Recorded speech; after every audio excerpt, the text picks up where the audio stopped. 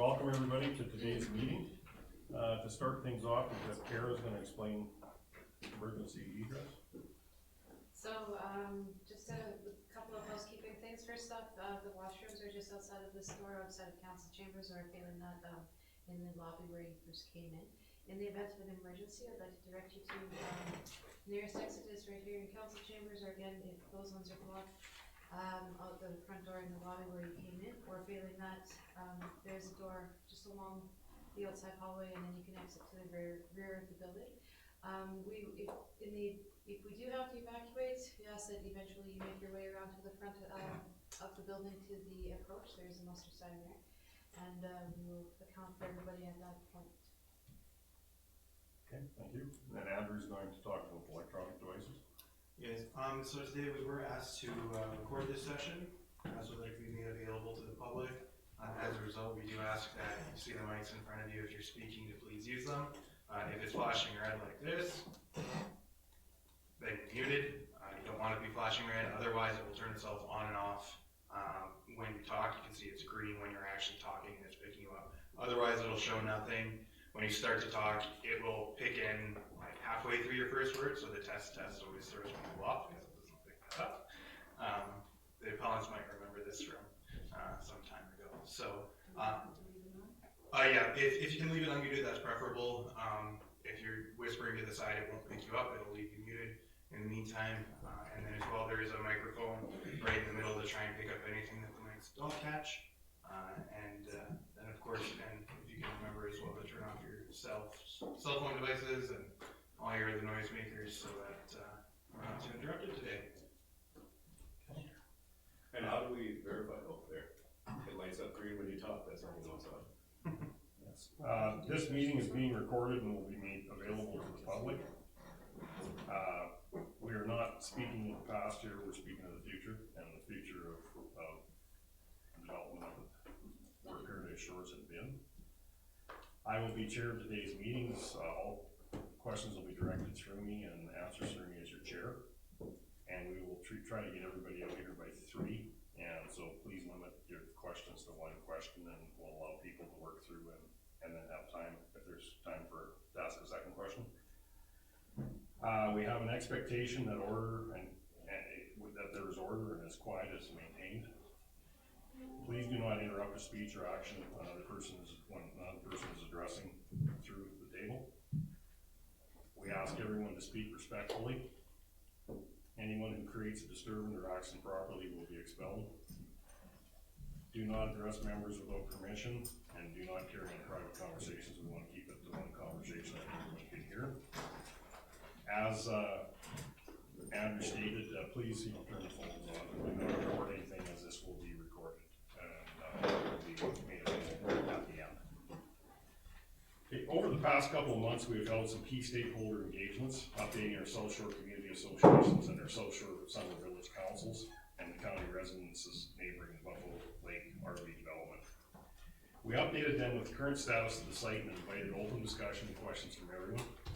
We presented all with the current position of the County of Stettler, that the County of Stettler is in. We were pleased with the feedback and ideas we received from these groups, as well as the respectful and thoughtful discussions we were able to hold. Upon request of some of those key stakeholder participations, we have invited the current owners of the site here to speak to the items that were brought up in our stakeholders meetings. So we welcome everyone. And thank you for coming again today, for continuing this important conversation with us. We look forward to more meaningful and positive discussions with your group. We will start with introductions, and if we could start with Jason and work around the table. Okay, Jason Olson, the Chief Administrative Officer for the Summer Village of Ocean Sands. Kara McKenzie, Development Officer with the County of Stettler. Roger Nichols, Councillor of Ocean Sands. Ernie Gender, Stettler. Sheree Needs, Councillor for Erskine Buffalo Lake. Larry Clark, Reeve from the County of Stettler. Yvette Cassidy, CAO, County of Stettler. Wayne Nixon, Councillor for Nelda and Red Willow. Good afternoon, Les Dulbert, Councillor for Weimar and Yang. James Haggard, Councillor for Erskine South Warden. Andrew Bishop, Director of Municipal Services with the County of Stettler. Nikki Thorstensen, Director of Communications. Julie Rattan from Rochon Sands Heights Community Association. Kyle Bergen-Kate, Ocean Sand Sites Community Association. Dan Hiller, Summer Village, Road and Sand Mayor. Judy Peeler, White Sands. Lana Moskowitz, Scenic Sands. Ed Moskowitz, Scenic Sands. Jeanette Saggetti, County of Stettler, right across from the boat dock.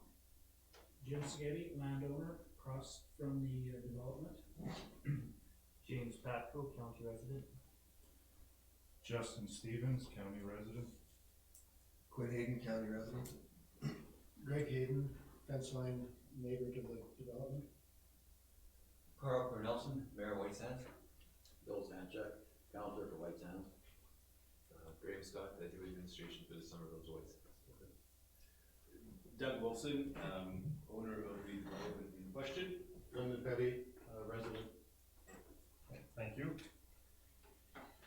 With the previous meetings we had, there was a list of, Nikki had kept a very accurate list of questions being asked and concerns. We have put them to Doug so that Doug can open up with that and give, have a discussion, open discussion first, and then after he's done with that, then we'll open up with questions. Go ahead, Doug, please. Thanks, sir. Thanks for everyone coming. I think it's a valuable exercise in getting everyone's perspective, whether we agree with them or disagree. Everyone's got a perspective, everyone's got their own brain and their own ideas of how things should be done and whatnot. And I think this is a valuable stage in getting out and meeting. We are very cognizant of some of the issues that were encountered previously with the lack of communication on a lot of sides, and we're certainly happy and hope to alleviate a lot of that and we get down and solve some items. As Mr. Clark said, he handed me this morning before the meeting a list of some of the questions that had been asked, and I'll dive in and just answer a few of them as I go. I'll read the question off first so you guys know what I'm addressing. But beyond that, I'm here just as informally hoping to get some feedback from you guys and more feedback from the county, and hopefully I can provide some info for you guys too that helps you out. I'll just give you a quick little background of how I specifically became and my family became involved in this project. We put in the investment to purchase the land was our initial investment, and unfortunately through various pitfalls and issues that have been encountered, we've had to take over the project as of early August of this year, 2019. We did that, and we've had to play catch up on a lot of items, and it's been a learning experience to say the least. We're not professional developers or large corporate people. We're a farm family from Drumheller who had some money from our sale of our farm when my father and my brother retired out, and we invested some of this money in what we thought was a great project to help people get out and camp in Alberta. Anyhow, first question that was sent to us is how many RV stalls are proposed for the site? Essentially, what we've been talking about is phase one is 375 sites, and that's what we're dealing with and focusing on at this point. There have been obviously different rulings and whatnot based on what is in the books and what have you. Our goal is specifically to have a viable campsite, RV park, that is not a burden to the surrounding area or just an ongoing grief of new owners and rotating issues and bankruptcies and all this sort of stuff. We want to get in and solve this problem so that it is not a burden to everyone and an issue on both sides. On the local community side, where they're not sure what's going on and who's in business and who these people are and who these people aren't, and new owners today and not tomorrow.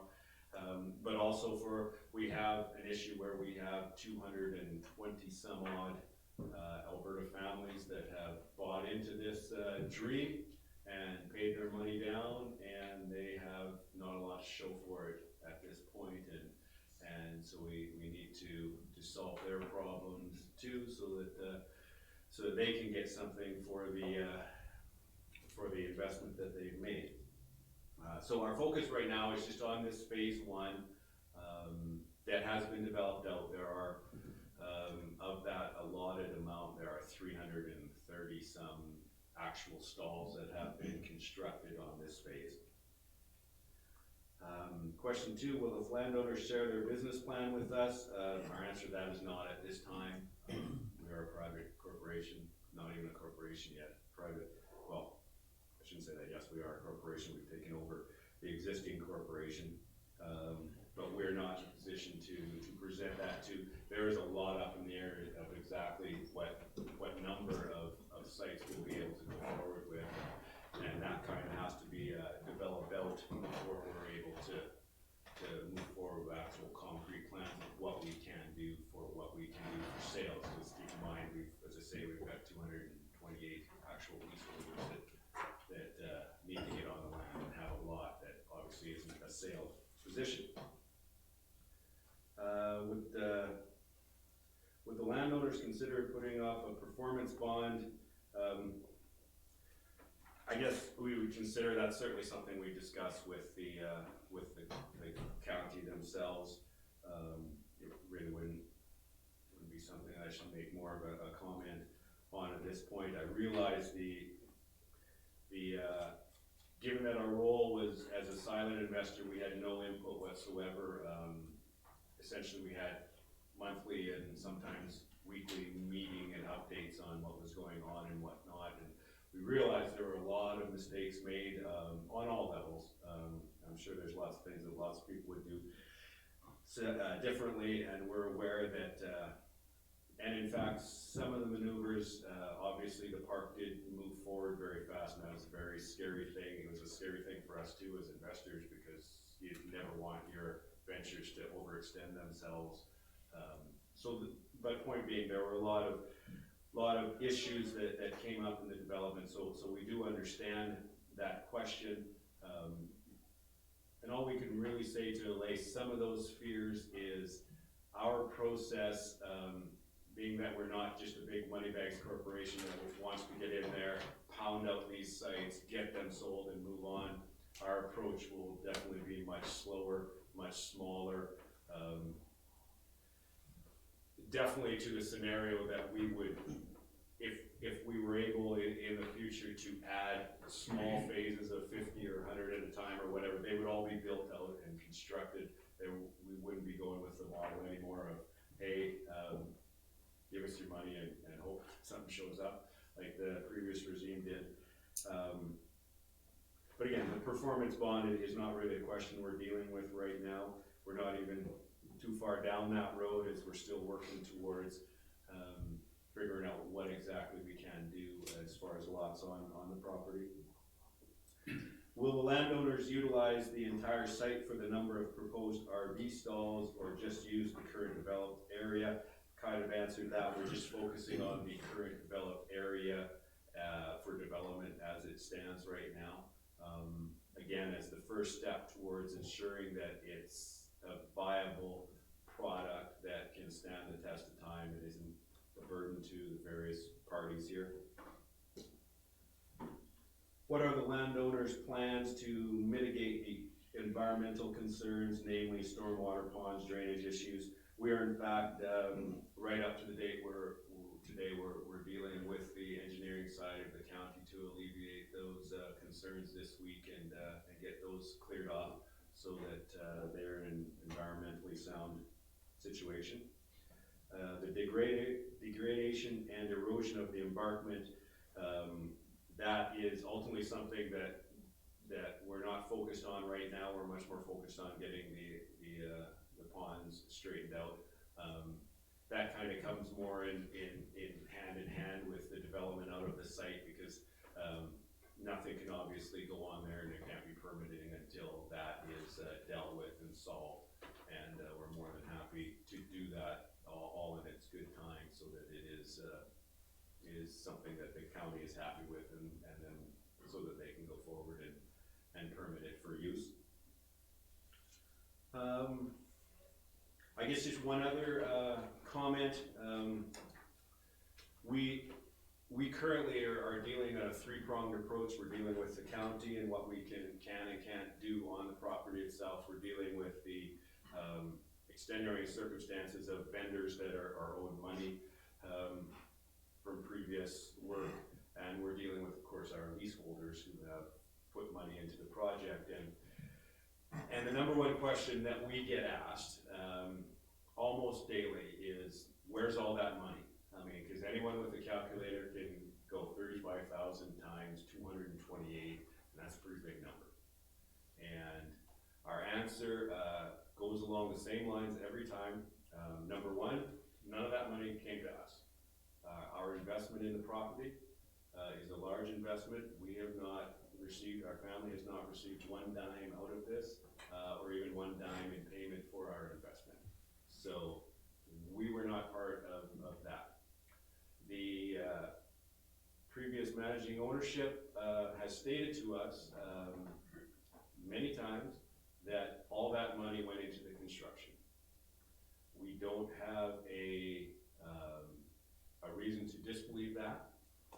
Ultimately, we will do a forensic audit. We've been in discussions with our leaseholders to hire an accounting firm to do a forensic audit on all of that money to ensure that there was not fraud, there was not any misappropriation of funds.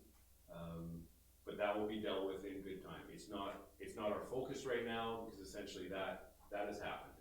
And our goals and work is all towards working for our leaseholders and for ourselves to ensure that the product is and the project is viable. But in time, we will get down to all of that and ensure that it was handled appropriately. Thank you, Mr. Clark. I think that's all for now. Okay, thank you, Doug. Questions for Doug?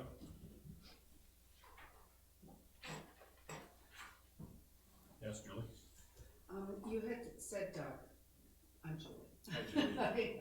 You had said, Doug, that you were working with the county engineers regarding the pump of the ponds. That's quite our concern for our community. And you're on Rochambeau side? Yeah, we're on the Rochambeau Sands Heights. Yeah. Oh, right there. Close Yeah, there. yeah. I'm just wondering what you specifically have been doing. If we could get your name and number, I'll update you on Monday, because literally we're talking more with them here when this meeting's over. Oh, okay. Touch on that, Beth?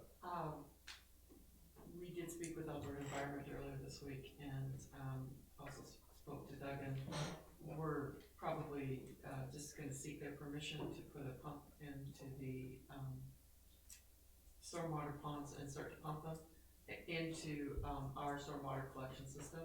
And then we actually have out in the bay, I call it the Bay Area, which is actually a stormwater management pond between the two bases of Buffalo View Estates, and with the aerators, and that's where all the runoff goes right now from the farmland in Buffalo View Estates. And so we would take it through the stormwater management system we have currently in place and let it discharge that way. That was Alberta Environment's recommendation. Or pump it over the edge, but I think this would be a better way. And the costs? To the pump? For the pumping and that process. County has several pumps, so we'll probably use one of our own. Greg?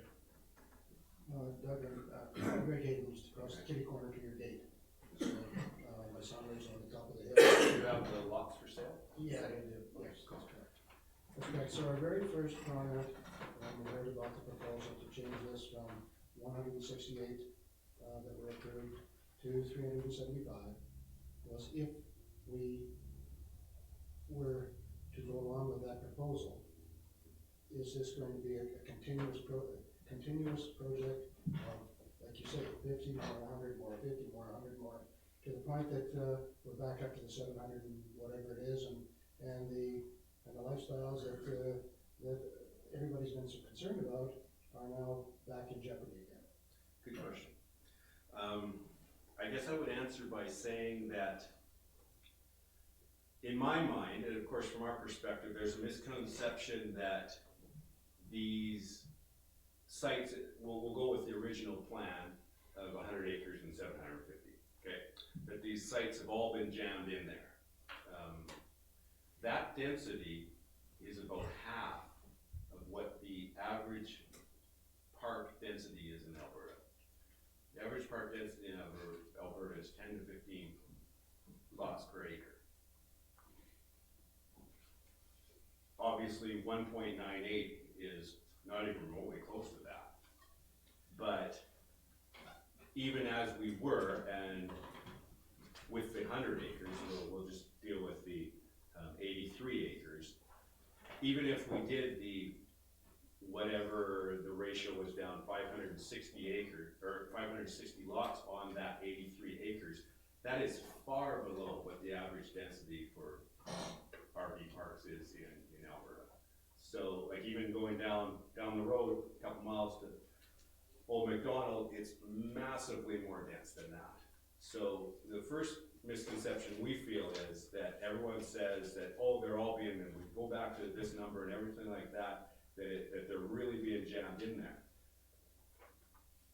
The business model that we had and went forward with, they were actually quite sparsely laid out. There's quite a lot of room for the average park. So our view is, yes, we are looking at phase one as it is already built, but we also have to ensure that it's a viable entity that can stand the test of time. And we feel that to do that, very much we'll have to go beyond 375. Now, our hope is that we can do phase one, build it out, sell it out, taking our time. Then we can go and do the full process and say, okay, that's basically that number. Say we do phase two with 100 more on the east side of where they are, or wherever. We go through the whole process where you can have your say, you can come back and say, well, they actually did a good job, or you can say, it's the same old thing, there was garbage, they were doing this, it's a mess, our crime's up, you know, all the claims that people are saying will happen now, maybe those turn out fine. But we'll go through an entire process, just like normally we would on phase by phase by phase, at a slow, gradual deal where you'll get your say, you'll get your time, I'll get my time saying this is what we need, and then see how it folds out. I think that's fair, and that's the way everything's worked from the start of time with the county. But as it stands now, like starting at 168, I get people's perspective, like, oh my gosh, that's even doubling it from 168. Our view on 168, that was an arbitrary number that was picked out of a book, or put into a book 20 years ago without this specific concept in mind. That number could have been 17 lots per acre, it could have been 1.2. It happened to be 1.98. That's not really a number that's based in reality for any RV park, whether it's on a lake or it's in the middle of Saskatchewan. So at the end of the day, we have to ensure that it goes forward and can go forward. It's not just a burden to the county, to the neighbors, going, falling into disrepute, you know, going bankrupt, 6-foot-high weeds blowing in, messing up your property, all that sort of stuff. And we feel that beyond 375 is still a fair and equitable use of the land. It's not, they're not jammed in as per the regular average lot sizes and whatnot. So yes, very much we would want to go forward. I hope that kind of gave you a feeling. Certainly gives us your well, and you'll find out from us, we've dealt with the county this way. We'll tell you exactly what we're thinking. You won't find out. a year after the fact, or this is what they told me, and then they went to county and they told them something else, and they tried to go around. We're being very, very upfront. We've worked hard to foster a relationship with the county where there was really none in the previous group, and there was certainly no relationship with the local people and the local associations and even the local counselor. And we're trying to change that so that we can all get along and support each other. Thank you. You're welcome. Justin? I'm paraphrasing a bit here, so correct me if I'm And so it's representing Justin Stevens. from what's your...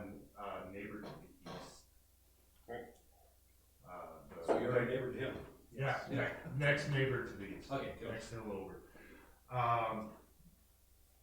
It's kind of being advertised, I guess we'll say, that in order for this to move forward, you needed 375 to make it viable.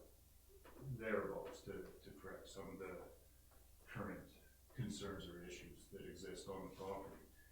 But I'm also getting the impression that you don't currently have a storm drainage plan or a landscaping plan or some of these other articles. So the residents and the county, I don't mean to speak for the council, I'm sorry if I get that impression, feel like we're somewhat stuck between a rock and a hard place. If you were to walk away, then we may get stuck as ratepayers with correcting some of these items. But without these plans in place, how confident are you that 375 is viable? If the engineers come back, do you have estimates for what this will cost? What certainty do we have that 3 months from now, here's the plans for the project? Okay, it isn't 375 anymore, it's 5.25 or. Well, that's a really good point, a very salient point. We're playing it. I mean, there's so many balls that float as to what we can do, what has been put in, what was done right. We've had a lot of conversations with a lot of different engineers that have been involved, engineers from the county, engineers that were hired by RV sites, and like everything, we get different answers every time we ask the same question. So there is some of that wild card that I don't think ever will go away until it gets tackled. That being said, I guess the definition of viability, like what is viable, right? So I can give you the definition that I would be considering at this point, and that would be viable to the extent where your group would complete this without walking away and putting the county ratepayers at risk. Well, I don't know that answer. We're still solving a lot of internal problems. We're finding, being contacted with new debts even on a weekly site of stuff that's not even on the books. So we're very much a moving target. The word viability from the county's perspective, as we first discussed this, 375 kind of came up as a concept to at least create some momentum to try and solve some problems. It might not solve all of the problems. In fact, it won't. I mean, we've run our own numbers, and for this project to be sustainable long term, it will have to go beyond that. Like, that is not a number that was a hard number. That number was devised as a natural number from the phase, and Beck can discuss more with this, of the phase of one of what has already been in and has been constructed, and the remaining land in phase one that hasn't been constructed yet. There's not a lot of wiggle room in that. That would basically solve the problems like getting the local Stetler groups, companies straightened away and paid off. That would get the 228 leaseholders on the property and then leave X number that for sale that could go to ensuring the environmental is correct. And I mean, the big one on that front, when the discussions we've had with environment, the drainage issues and the collection issues they're not that worried about.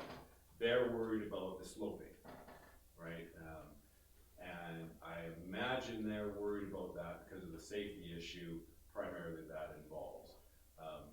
And we have gotten some quotes on that already, and it certainly seems like something that can fit into that can be done. I mean, it would have to before people could move on to the property anyway. But there's a lot of wild cards going, and if you keep in mind that we're essentially playing a lot of catch up, and we're not a developer. We're just a family that's trying to get it sorted to protect our initial investment, of course, but get our families camping on the leaseholders and do it so that it makes sense to everyone else. So I don't know.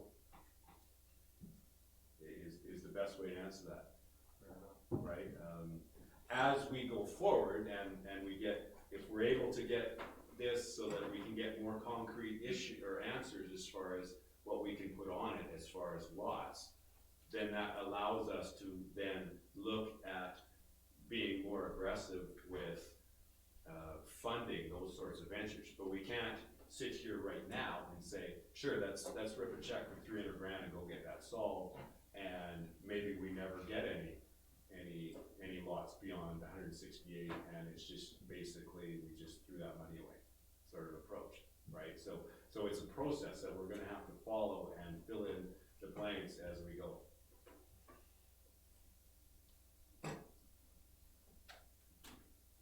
Alan? Bridge Clark, why is the provincial government forcing on us inter-municipal collaborations? Why is the provincial government mandating that to us municipalities?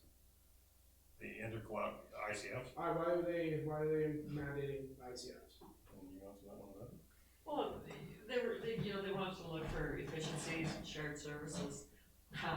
With the announcement of last week, it's gone basically from a shared revenue to a shared cost, right? So if there are services that are being provided, is everyone paying their fair share?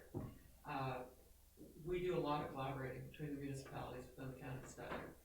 Waste, ambulance, emergency management, to name a fire, and there's a lot more. So they wanted to solidify those arrangements that exist for us almost entirely. Yeah. In a roundabout way, our South Shore IDP is a collaboration that was set out by our communities 20 years ago to come up with a specific density of what they wanted to see this South Shore be in future years for future enjoyment. But that snapshot in time. That was a snapshot in time. Right. That was so was the Constitution. Right. Right. That's So why they I amended just hate seeing us having to veer away from what was written, what was decided on. We've spent a lot of time beating this up and down of our density here. So we're gonna have to really, this is gonna be the whole thing.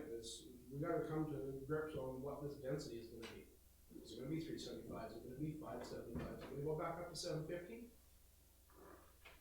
We don't know. We don't know his feasibility. Councilor Nixon? I expect I'm the only councillor here that was on the IDP original committees. And that was the original, the South Shore, or not the South Shore, but the Buffalo Lake IDP, which took in the three counties, Camrose, Lacombe, Stetler, and the two summer villages. And we talked quite a bit about density, and the density given was an average density. And the talk around that was the places like campsites, for example, closer to the lake would have higher density for ease of servicing, which makes sense. And the lots farther from the lake would have less density, but the average density would be the density that we agreed on. So that's where that came from. It wasn't unfortunately specifically put down in our South Shore IDP, but in the other IDP, I think it was addressed, a little more strongly, but, that's where that came from. That number is a average density. Julie, did you have your hand up? Well, Doug, I think there's a difference of opinion on that South Shore IDP. I mean, I was there at the public hearings and all of those things. I think a lot of us were all there when all that started to go on. But there was a lot of talk about density at the lake and what the capacity at the lake would be as far as boats and all that kind of thing. I forget the discussion on the actual numbers, but we did come up with that area where that 83 acres was considered a small lot zone, and it was defined quite well in the South Shore IDP. I think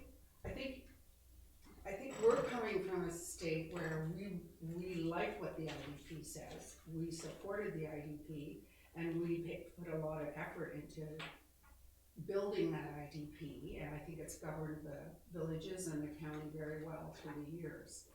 But what I'm hearing is that you think that's punitive, that is too hard for a campground to meet. And we're saying we're not, well, from our standpoint, from the community association, we support development and we support RVs. We just want the rules followed that are in the IDP that we've worked really hard for to keep the lake the way it is. If we wanted Sylvan Lake, we would have bought there. We did consider that 25 years ago when we bought here. But I think there's more importance, we feel more connected to the South Shore IDP than what I'm hearing.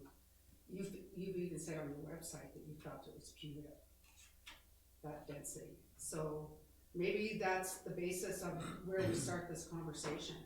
I don't know, but I'm just letting you know our perspective. Sorry, didn't mean to cut you off. No, I'm good. No, and like I say, yeah, everyone, I mean, there's a natural, everyone has a not in my backyard inclination anyway, right, in general. And that's gotta be dealt with. Change is tough. But yeah, well, certainly punitive from the perspective that it's massively below the average in Alberta. So that's punitive in that perspective. Yeah, we're not taking a NIMBY approach to this. We support the development, we do. It's just the density is the big question that Dan has talked about. So it's all about the density, that's all we're saying. Regardless whether it's a campground or a housing project or a condo or whatever, Well, I don't know if, sorry. It's about the density. Right, I don't know if they should all have the same density. Like if we tried to put a hotel in there, should it be, 1.98? Judy? Thank you. I just want to follow up on what Julie is saying and some of the comments that you made. When you talk about the IDP being developed X number of years ago, it doesn't really matter. The idea behind the IDP was to have a quality of life and health for the size of that lake. The size of the lake has not changed no matter how many years ago the IDP was developed. So the density is a key thing, because how much volume can that lake hold? And 2 summers ago, when the campground was open, we saw the effect, and it wasn't pleasant. And I don't know if you were around, but those of us who were around didn't enjoy the lake whatsoever. You couldn't get near the boat launch. You couldn't get out onto the lake for the traffic that was all congested in one particular area. So, when you talk about it's small for the size of an average campground, that's not the consideration here. The consideration here is the volume that's been specified around the lake for the size of the lake and to maintain the quality of living and the quality of life of the lake. So if you followed the subdivision appeal board hearings or the court hearings, which I'm hoping you did, it clearly outlined where that number came from.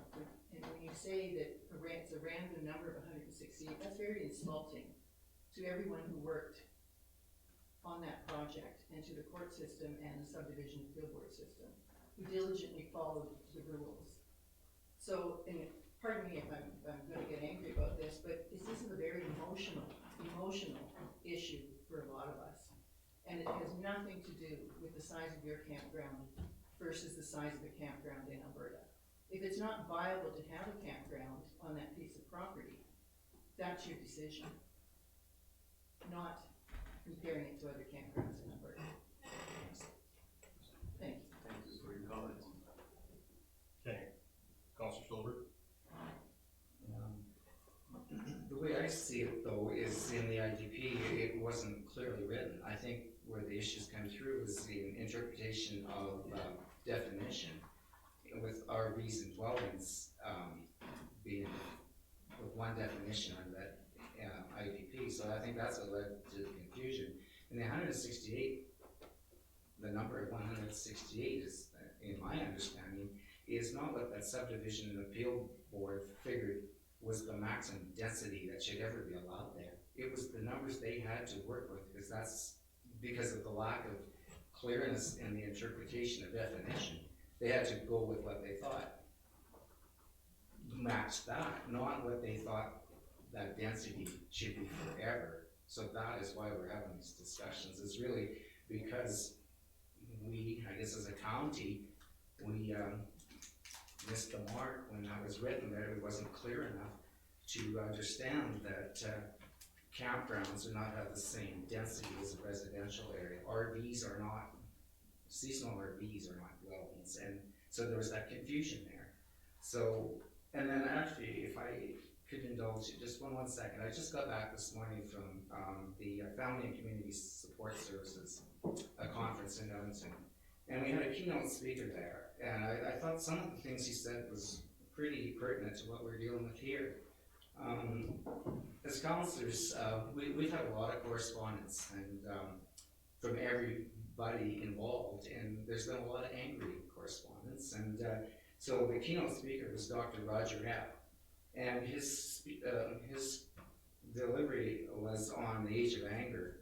And he said, we're in a new era in Alberta. Things are never going to be the same as they once were. And this applies to so many things, whether it's oil and gas, whether it's development, whatever. Things are never going to be the same as they once were. And with these changes, it brings polarized debate, he said, and politics of blame. But what's needed, he said, is honest conversation. And when times were fluent, many services could be provided without taxes. That has changed. Those times are gone. But his main point was neighborliness has always been the way of life in rural communities. And he said neighbors work together and include everyone, and in a cooperative and collaborative way.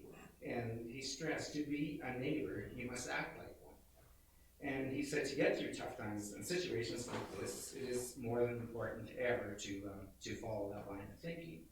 And like it or not, history has entangled the communities that we're all discussing today. We're all in this together, is basically what I'm saying. And the RV development that we're discussing today, it has to work for everyone. It has to work for the neighboring communities. It has to work for the folks that invested their hard-earned money to enjoy a piece of paradise just like all you people are enjoying there. It has to work for the developer so he gets the numbers so he can complete this project in a safe, a safe way that's good for the environment. And it has to work for the county. So it signals that we are actually open for business here. And one of my greatest concerns as a counselor, when I took the oath of office, I'm not just the counselor for Weimar and Daniel. I am representing the whole county. And my concern is that for the people that live along the south shore of Buffalo Lake, that they have emergency access out of there. If there is a tornado or a fire or explosion, how do we get the people out of there? And the perfect solution now is with the new development owning that land there to get an access road out that won't let traffic in and out, but it will let emergency vehicles in and out. And if there's an emergency, we can get people out of there, save lives, sort of thing. And also use it as a utility corridor, because water, safe drinking water, is so very important. And the water's right to White Sands, but if this property is sitting between us and the South Shore communities, it's sitting between us and the summer village of Ocean Sands and the provincial park. So that is another thing that I'm looking at to get this Like if it should fall into receivership, how many years will that property be tied up where we can't have access for emergencies and utilities?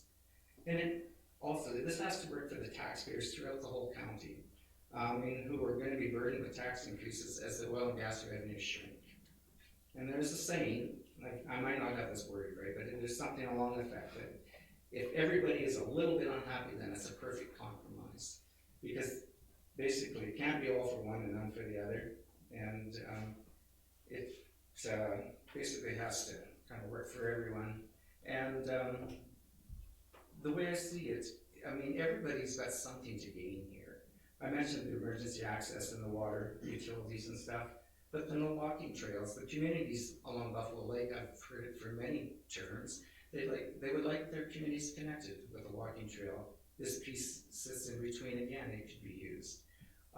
Improved road infrastructure. We have a lot of dust concerns and different concerns that come out of the lake, especially on the white sand side. If there is some decent sized development, then there's potential to improve those things. There was even a potential of some public access to a water park in the new development. There's potential for a new boat launch that could, like if we can get some kind of development there, we'll have some tax funds and maybe partnerships that we could develop a decent sized boat launch that will let people take the pressure off the ones at Roshan Sands and White Sands, and also get people off the lake if there should be a storm up. Another point to get people off. And then there's, what this project could do for the local economy. We're all one community. As a county, we stress that many, many times. We're one community here. The county of Stellar, the town of Stellar, the summer villages, all the other villages too, I guess, and the communities along the lake. We're basically one big community here. And so if we can have a healthy economy, it's bound to have spin-offs, for other opportunities. Maybe some of the local farmers would like to offer trail rides or do ranch type experiences to people that come to the area or that are camping there anyway, I guess. So, and for the health of the Stellar businesses too. There's a lot that's playing here. I think it's just not a small issue. You gotta look at the big picture, and that's just what I've observed sitting, on this council for the time that this development's been before us. Thank you, Les. Justin?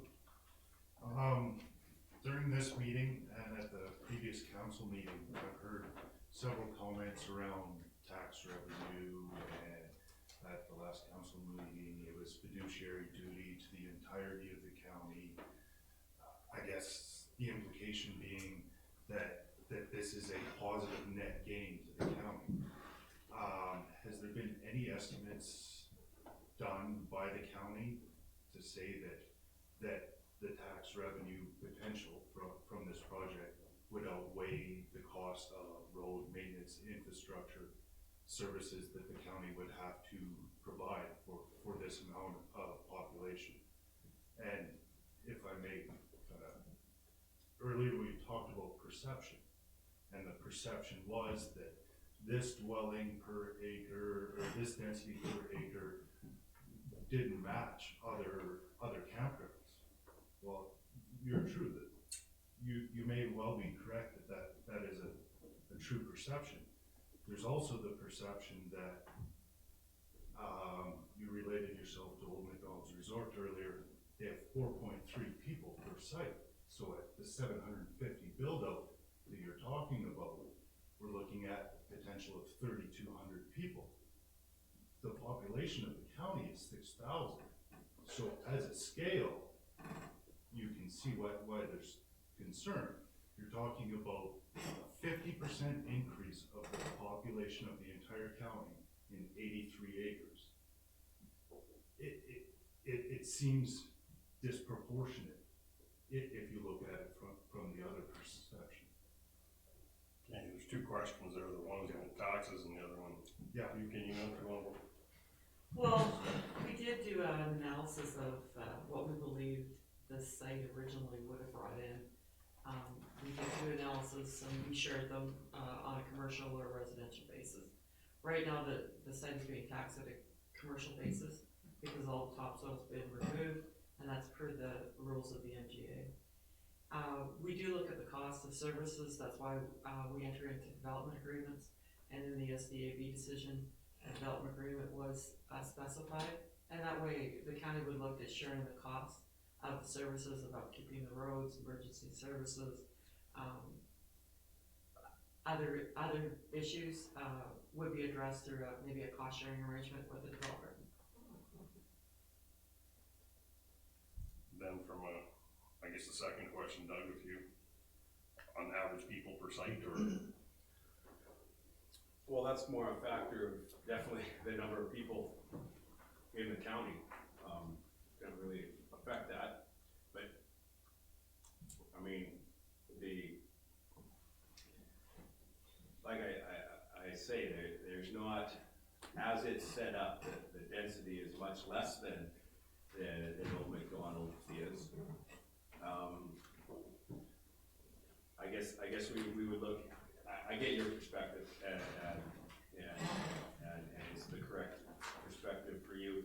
I mean, I guess I would maybe look at that from a restaurant owner and say, oh boy, thank God I'm gonna get my business saved. A bunch of these people make a 10-minute drive into Stettler for dinner, you know, this sort of thing, or gas, or that sort of thing. So it's more than just tax dollars that it can save. I don't want to be part of any development that is overcrowded and that where people are jammed in. That doesn't do me any good either. I've grown up my life going to Bar Harbor camp and whatnot, and I do know the lake quite well, and I know what it looks like when it's busy and when it's not. And I know that a big chunk of the busyness this summer was all the myriad of boats around the bouncy castle, was which is never going to happen again in our lifetime. But I mean, yeah, definitely there will be people there. Keep in mind though, when you say the 750, that was with the additional amount purchased. So we're really more talking about 540 or whatever.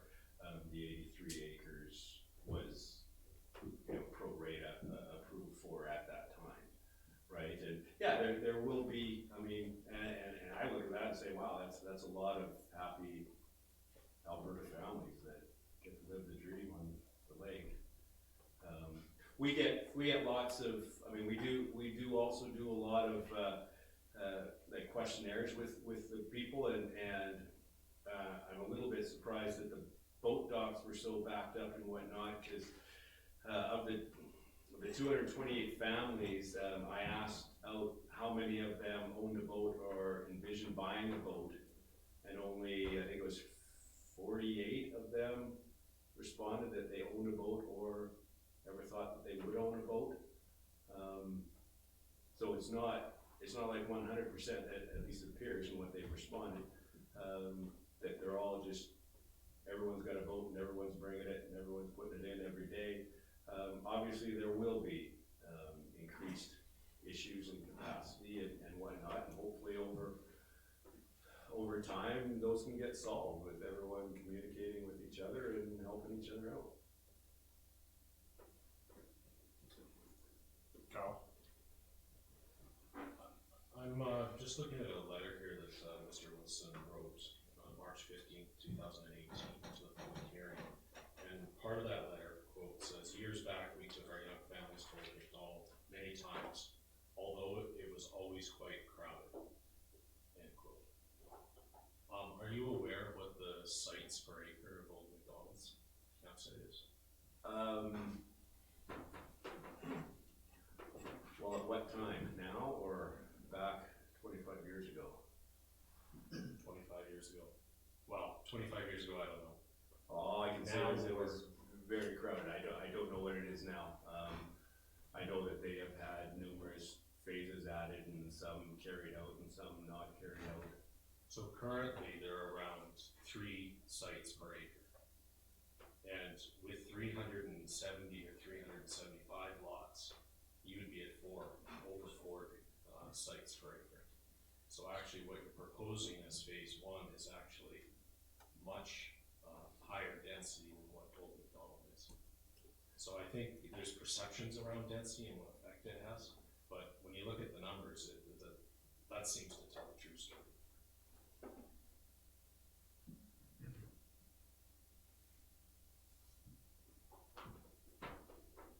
Just for clarification, Mr. Chairman, Kyle, where did you get that information? Because that's not what I'm understanding Old McDonald's to be at right now. Well, the properties, if you look at the area of Old McDonald and the land they occupy, that's what the roughly 400 and some or 500 odd sites they have now works out to when you take advantage, because there's a lot of. Does that include their permanent cabin sites as well? So they have, it's the titled property. So if you look at the titled property. Yeah, I know, I'm just wondering if you're, the sites you're talking about, is it, because they have a number of and I'm not discounting you, please, I'm not, I'm just, No, that's not the information that I have had of that, so I'm just a little bit confused, that's all that I am. Because I know they have a number of permanent cabinets, or cabin sites there that they have, and then they have, and I know their new expansion where they put out there is a lot. It's up to 800 lots, but yeah, most of that hasn't been Well, developed. I think what's to consider there is there's a lot of buffer areas, so that they have with their property. This is the first time I've learned about multiple phases kind of going back to the original plan of Paradise Shores. This is the first I've learned of it here. If that's developed that way, there's no buffer left on this property. Fair enough. No, I just wondered, when something's different than what I've been previously understanding, I wanna get it. I think it's fair to question those numbers, and they should be. James, what was your number? Well, Whoa. Dan, you can ask that after Greg asks his question. Sorry. I guess, let's take this back to square one. I don't wanna go into the past. There's been enough feelings, there's been enough issues that have gone on. But there's been an appeal court ruling that said there was absolutely no, or we were told that appeal court said there was no opportunity for appeal of that appeal ruling. Have they changed their mind? Have they said that their interpretation was incorrect? Have they offered the county the opportunity to offer Doug the potential to go to 375 lots from 168? Let's tell us what's happened, what's going on, and then we can, it'll be important to us as we go forward. You can answer that, Andrew? Yeah, so,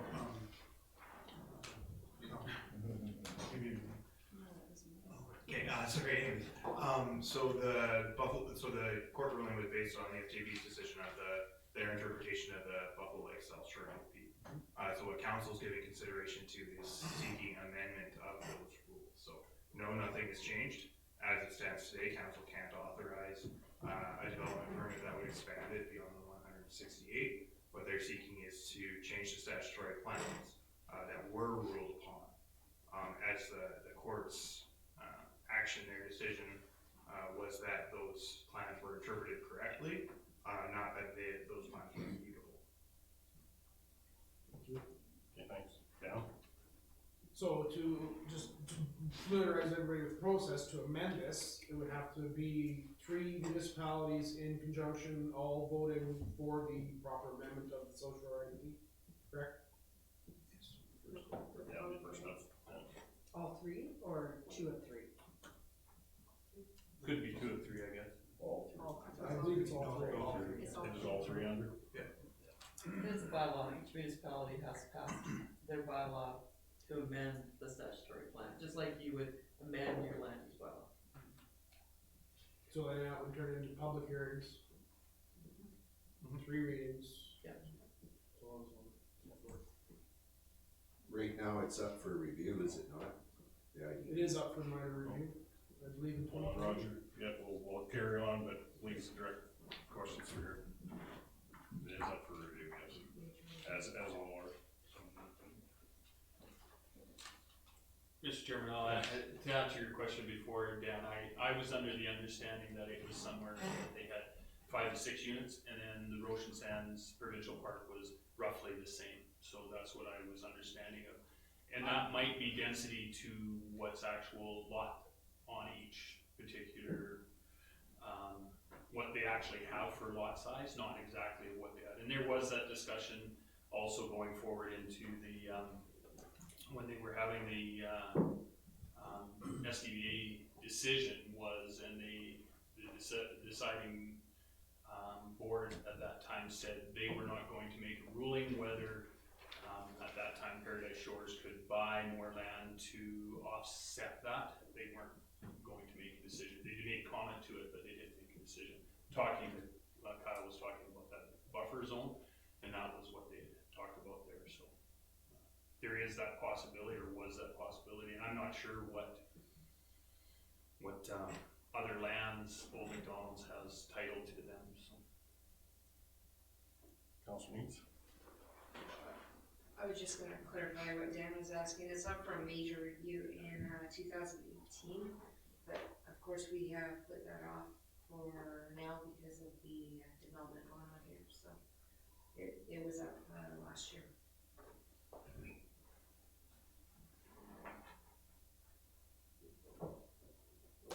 Yes, Judy? So Mr. Wilson, you talked about the number of boats and access to the lake. What is your plans as far as that and for your own marina or boat launch or access to the lake for your campers? Well, at this time, we don't have concrete plans without knowing what we're putting in the phase. But the existing boat launch is a open access site, is it not? It is. Yes. But as far as access to that, that's where we ran into trouble previously. So even 48 boats, if that's what you had at the time, we could only park 24, 25 vehicles there. So we understand the complication. Oh, absolutely, and there's workarounds for that. Obviously, we have land that we would require them to park, and they can park, for starters, down in the lower area. I mean, there's solutions that way. Justin? I don't wanna speak for the group, so I'll just try and keep this focused on myself. In my opinion, appears to be some trust issues. From what happened previously, we don't need to go into great details about that. But there was promises, there was commitments, and certain things that were advertised all the way along. Now, those were followed through to varying degrees, we'll say. And now it appears like we're being asked to say I will 100% agree that there is great potential for expanding the boat launch, for emergency services, for water, for infrastructure, for local businesses. But without having any plans, I feel like we're being put in the same position we were last time. Yes, there's tons of potential, and I would say that Mr. Ham was a good and capable salesman. We have heard that sales pitch before, and I'm not saying that you are the same. I'm just saying I have no evidence either way. So it feels like we're being put in the same position. There's tons of potential, guys. Just trust us. We'll take care of it on the next phase. Moving forward, that's when infrastructure gets addressed. Moving forward, that's when the boat launch will get addressed. Moving forward, it's emergency services. And it feels like we're being asked to put out our trust a second time, and it feels like the cart's ahead of the horse a little bit. Yeah, I'll respond to that. Yeah, absolutely. I get your point, and it's an extremely valid one. But like specifically to expanding the boat launch and whatnot, I don't think that could be characterized as a misleading one. That was in the development, and that was the part of the additional 20-some, what we call the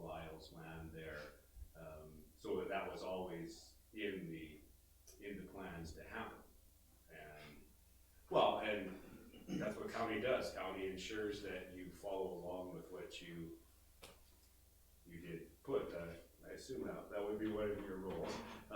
So my only point is that it wasn't that it was misled that was gonna happen, that it didn't. Cause we also have to keep in mind, I mean, that was a whole big business plan based on 102 acres and this many lots and all that sort of thing. And I think it would be disingenuous for someone to say, hey, your business plan went from 750 to 168, where the heck's that boat launch? And you're like, well, we're just gonna go to the bank and get $1 million and put that boat launch in for you, you know? So lots of things went off course when it went to 168. Councilor Nixon?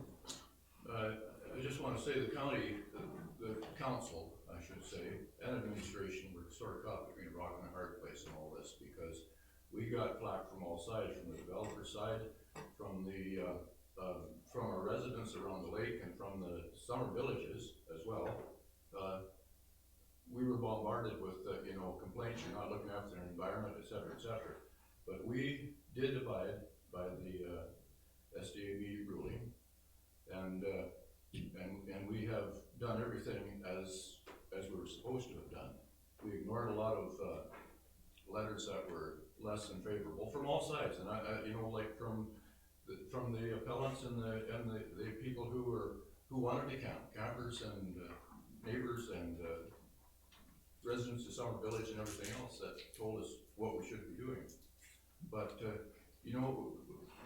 we just sat back, took the guff, and continued on and set up a relationship with the Wilson brothers, and I think it's a good relationship. But when somebody comes through the door, you sort of take them at face value. I mean, whoever it may be. I mean, you don't say, is that person trustworthy or not? But we might think it, and if we were worried about it, we would check it out. But we're open for business, and there's lots of and I guess the lake is a potential. Tourism is a big thing. The oil patch has gone down, and we're looking at other ways to keep taxes down on the county of Stettler. Residential taxes in some places are getting pretty high. Farm taxes have gone up, which probably should. Oil people, the oil companies haven't got any money right now, so we've left their taxes as such. The government rolled them back 35%, but so it's tough. We have to make our decisions based on representing all the county. Justin, I know. Okay. Go ahead, Justin. I can understand the not wanting to commit and the scale changing some of the build out. That seems crystal clear to me. But the examples that I was leaning towards, when I say trust, that this would apply to environmental concerns, to the drinking water, and I don't think whether it's 750 or 2 sites, having safe drinking water and not contaminating the wetlands should not be dependent on scale. So this was part of what I meant by trust. We all have a commitment to the area, and when we saw actions that were not following the environmental protection plan, for example, where it was blatantly ignored in some instances, you start to take a step back in this is not scale dependent. And when I brought up some of these concerns, it was the county actually gave me an answer that I greatly appreciated at our previous meeting, in the sense that when complaints or concerns were brought to the county, there's a process that they have to go through with verification. They can't just take photos, may or may not be accurate, at face value. And they got some pushback about being allowed on the site to verify this at times. or, a response about erosion, oh, we put up 1.2 kilometers of silt fence, so we're fine. And then you take the 6-inch diesel pumps, go over the silt fence and pump into the wetland. Well, that's defeating the whole purpose, and you lose some trust to the system. If there's pushback on verification, and the plans that were displayed weren't followed, well, now I'm under the impression that I would like to see some sort of concrete step to build this up, that we're not just signing up for another round on the merry-go-round. 100% get your perspective. Thanks for sharing it. Part of my answers too is I'm very cognizant of a previous scenario where there, you know, it was very easy to make promises, salesman's promises, we'll call them, what have you. So we're moving very slowly, and a lot of these questions like that you asked, we're formulating solutions and whatnot, but I don't want to get into it in case it's not exactly that, and then I end up, I'm doing the same thing where I'm telling you things that, well, you said there's going to be like this, and now it's like this, and all that sort of thing. So I would much rather go on a slower rate and make sure that it's done correctly and exactly what we tell you from our perspective is going to happen. I think you're absolutely right in some of the stuff that went on there. We've learned a lot by talking to Stantec and the engineers that were hired on the development's perspective of learning things that they themselves were happy with that happened and weren't. So we're well aware. You're on the right path. There were some things done that that weren't what we'd have done. But all we can do is go forward and try to earn a trust, and we're trying to do that. Councilor So, Justin, to kind of a little bit, nobody's really answered your question, so I'll try to do that a little bit. Part of the deal is, like Mr. Nixon said, we have to take people at face value when they come in the door, but we don't always have to trust them. So part of that deal with any development, and any development that's in the county of Stettler, we have conditions that are put on them. If you don't meet the conditions, we can put a stop work order, i.e. what we did here. The early camping without having their permits in place. Unfortunately, it is an onerous process to go through, and it has to deal with the courts, and we have a number of things that we have to do for enforcement, because the tie always goes to the runner in our ballgame, and that runner being the developer or the ratepayer. That being said, we did take some measures as a county. We changed our bylaw just recently to up our game a little bit, as I would call it, to strengthen our ability to put our thumb down on developers that are not following the rules. The Wilson brothers are going to be under the new rules, as is anybody. We have a development out in Erskine, they're under the new rules. There are things you are going to find that we've learned, and we learn every time that we go through the process, that we've gotten a little bit smarter in how we're going to deal with them. So to that end, you're absolutely right. I think there is a trust issue there, and I totally get it. Hopefully we, as the county, as the policemen in this case, have a little bit more tools in our toolbox to enforce some of the stuff going forward, for sure. Councilor Nixon, then Dr.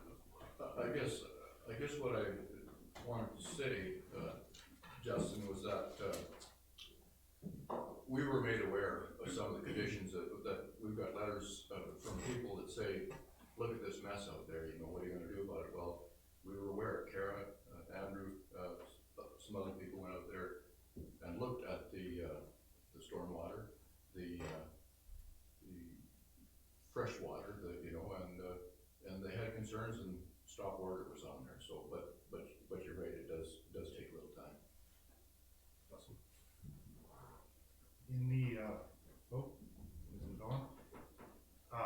the spirit of moving forward,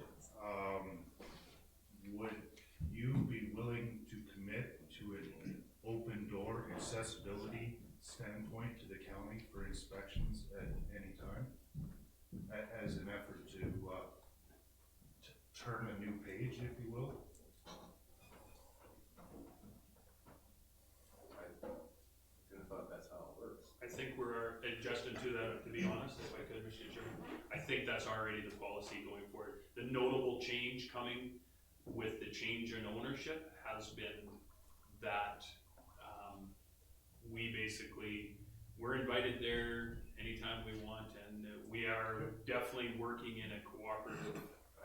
I believe they even have the lock code. I don't know that, that's above my pay grade, so. I guess one other thing with the changes to land use bylaw, a very important change that happened here, and caught us all, off guard. We had a lot of complaints about it, was the winter construction, the dirt work that was being done that could be done before a permit was in place. That was section 16, and that has been pulled out of there.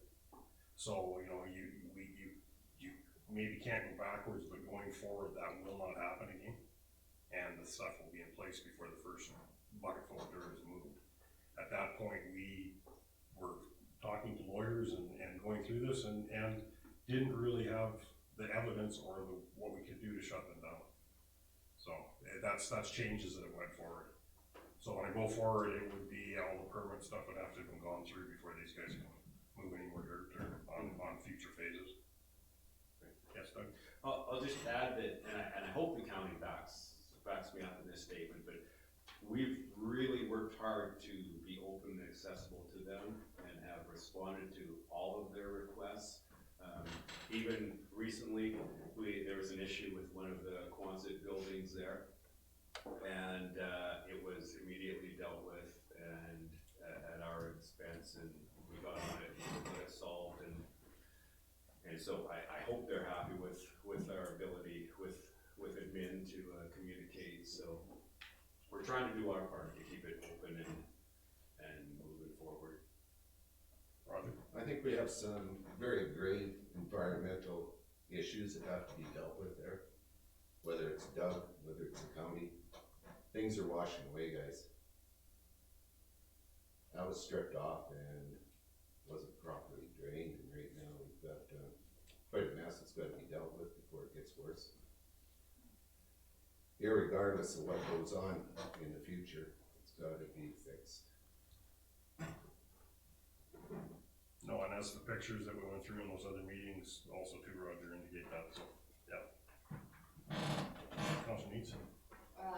I spoke personally with the Minister of Environment when we were up at RMA and told him of our environmental concerns, and he was very good to get to and speak with his office. He phoned the vet and spoke with her, and so there's very good communication. And right now, as it is, they do have a permit for 168, but with a stop work order, so they have to work with the county in order to do the things that they need to do to lift that. There is an amendment, then we have to go through all of that process, then they will have to put forward a new permit and application, and then they will be abiding by the new bylaws that we have passed. So those would be the steps, are the steps right now that are going on. So with a stop work order in place there, then They have to meet all of those conditions, yeah. can you go in? Is it your responsibility then to go in and clean up, or It's the. just to keep it from getting worse than Yeah, what it is? yeah, we're speaking with the developer right now, cause it's his land, his ownership to clean it up. But, the county does have some, pumps to help provide some of those things. Question. If there's an expansion allowed, do they still have to follow the court ruling for all the conditions that have to be met for the 168?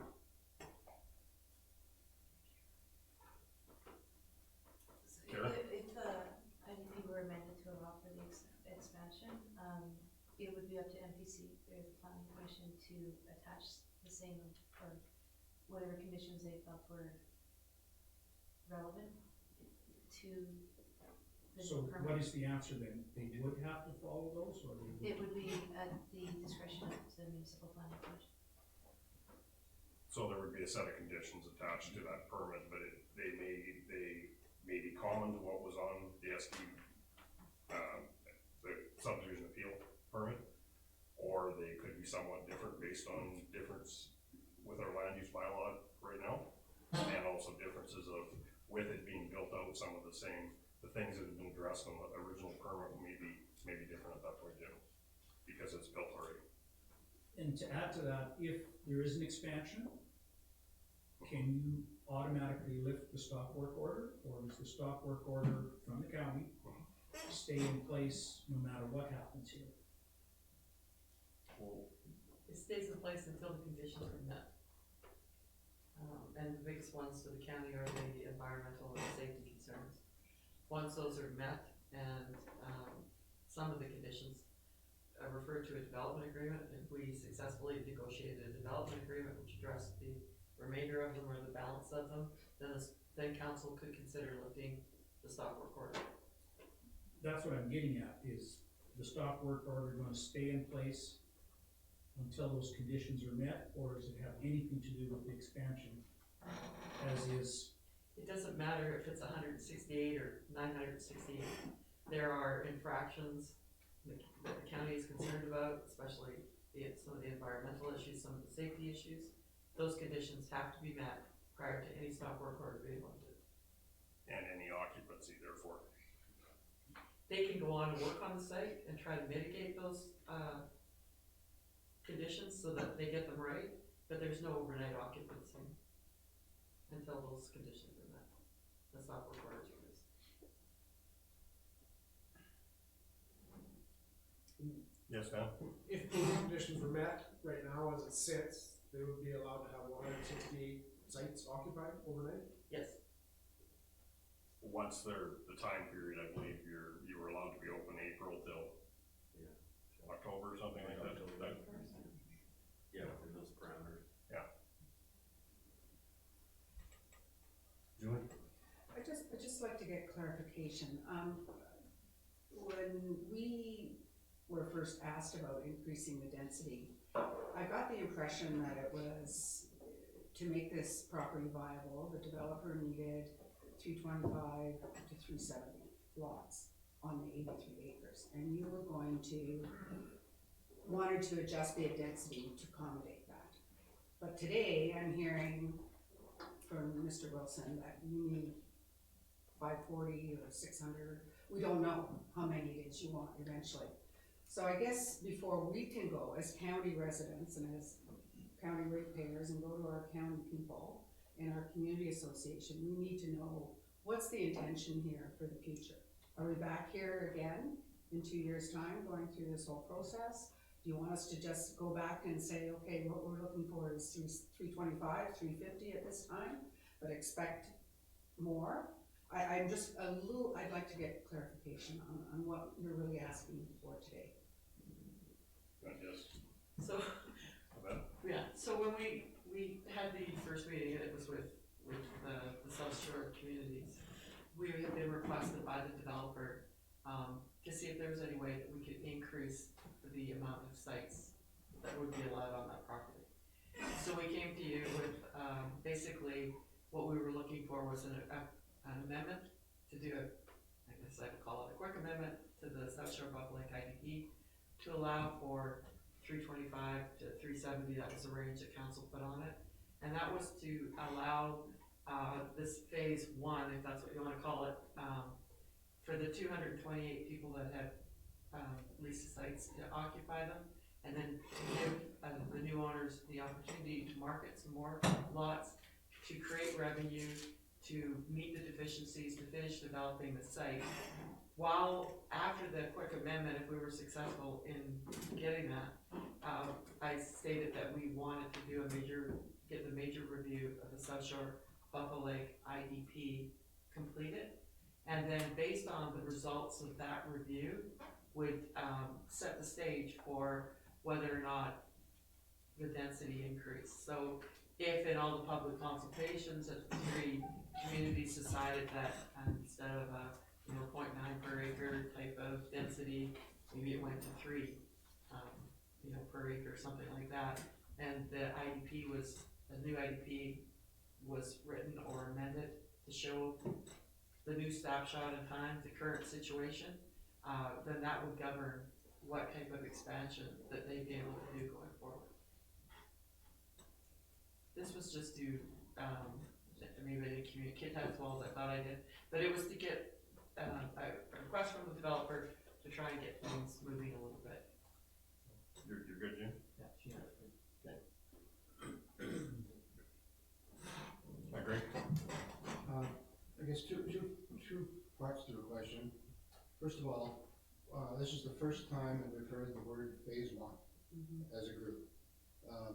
Now, I don't know if it's been brought up at previous other meetings or whatever, but phase 1 being the expansion to 375, or that's what I'm assuming you're referring to. So we came in with a real spirit of collaboration, but all of a sudden, now we've got phase 1, potentially phase 2, 3, 4, 5 down the road. Now we've got a real discussion to look at. I appreciate it. Thank you. Go ahead and I'll. Oh, sorry, no, I totally get your perspective. And secondly, we were told that a performance bond or cash in lieu of costs was not applicable because this is not deemed to be a subdivision. I don't buy that. And we've been through lots of those situations and dealt with them fairly and been dealt with fairly. Right now, I believe the county's in serious jeopardy of a big cash hit on their ratepayers. In the event that the expansion is not upheld, and I think you're probably positioned to be, well, okay, we'll see you around, guys. I mean, is that reasonable? Because the county has zero protection in the event that we decide to do that. I guess, I can't do a lot of comments on performance plans and when they aren't applicable, I'm not a developer, not a subdivision. But you did state that might be possible, if the county made that as a, prerequisite? Well, everything that we've come to the county with open ears and open arms and willing to listen to each and everything they said without yelling at them and them yelling at us. We thought we'd try a different approach. Yeah. So my point, absolutely, we're happy to discuss anything and where it fits in. So I wouldn't just out of hand say no.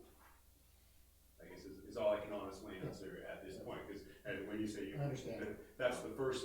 When I saw that here as a performance bond, that's the first I've encountered that in this whole process. So much like you, I show up here and figure stuff out as we go. Okay, well, thank you. Greg, also answering to that first part of the question about phase 1, it was the opening conversations, and then questions were asked back.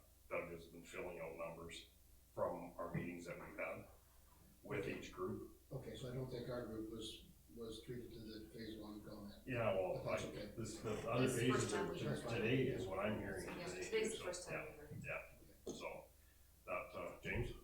Yeah, I had a quick question on, you keep telling us that you're not a developer or a land developer or whatever, but do you have any intention of hiring someone with that expertise to actually spearhead this multi-million-dollar subdivision? Yes. And then would we be dealing with them or would we be dealing with you in the future? Well, ultimately, you would be dealing with them as a professional entity. But yes, that's very much our plan going forward. Just like we won't go in and try and solve the environmentals, we will hire, engineering experts approved to do that. It's the same. So our hope is to be able to acquire someone local so that they are more in tune with the needs and the thought processes of the local people, and maybe there's some synergy that can be created that way. But yes, very much. We're not those people. We're unfortunately very much catching up and picking up and trying to, I mean, we're not ecstatic that this, there was a reason why we were silent investors, right? I have a 7-month-old baby. The last thing I wanna be doing is spending 5 days a week up at the lake doing this, that, and everything as things go forward, right? We have, as we discussed earlier, we have some serious health problems that have cropped up in the family, and everyone only has so much time. So yeah, from day one, it's been the goal. But the first step is to get to a level that we think we can be more viable, so that we can see the potential for money to come in, so we can more easily put a mortgage here, take 500 grand out there, 200 grand out there, hire these professionals to do it right, get the money rolling for the environmental and for the slope and all these sorts of things. Thanks. Julie? Yeah. I just wanna talk more on the costs and the number of lots that you're gonna need. Now, we've confirmed you were actually directors of 2066052, so you weren't silent partners, but you were directors.